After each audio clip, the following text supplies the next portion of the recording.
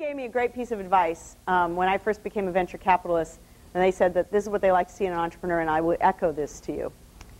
Every step of the way in your communication with a VC, your only goal is to get to the next step.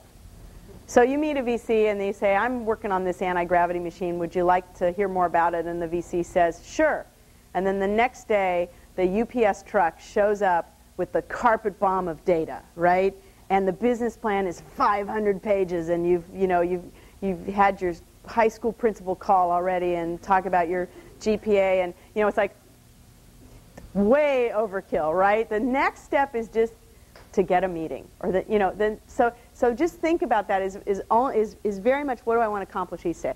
The day you come in to present, don't plan on having an hour of someone's time, because you'll have an hour meeting. In the hour meeting, they'll be 15 minutes late, and somebody's cell phone will ring. More often than not, it's the entrepreneur.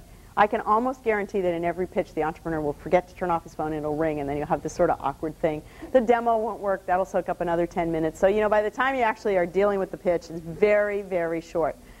Get to your value proposition in like the first 5 minutes. I mean, it really, what is the entrepreneur what is the VC looking for? We're looking, can you actually articulate what you're trying to accomplish?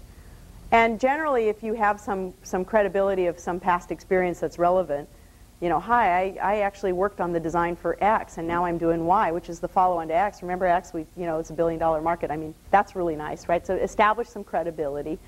And get to why someone would want to buy this thing, right? And what stage you're at. And keep it short, 20 minutes. If you can't articulate, we joke about the elevator pitch, and it's maybe a bad, I was going to say the era of the really tall building is over. I guess that's not a very good thing to say. But as it relates to elevator pitch, and I used to say to somebody, we need a really tall building for this elevator pitch because I got to ride this elevator a long time. If that's the case, if you can't articulate the value proposition. Now, not everything's simple, right? I mean, part of the problem is if you're working on load balancing infrastructure, it's hard to get in the elevator pitch. But let's assume that you're pitching to someone who already has some concept, right? If you're trying to educate someone who, oh yeah, I used to invest in retail, but now I'm thinking this server stuff looks really interesting.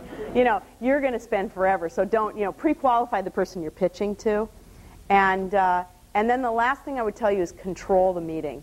And I know that sounds really hard, but if you come in and you right up front say, I'm going to take 20 minutes, and if you bear with me, here are my slides. I got 10 slides. I think I can articulate it. Then we can spend whatever time you have left talking. Try to control the meeting. You have the podium. You have the clicker box.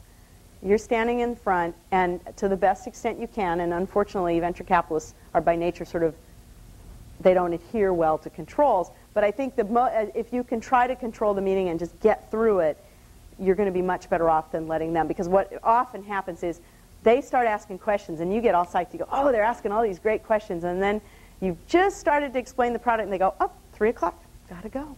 And they never got to the punchline, and they got another meeting right after you, and so they kind of lose, short attention span. It's pathetic, but that's sort of the way it works. So anyway, with that great assessment of venture capital, anyway, thank you very much.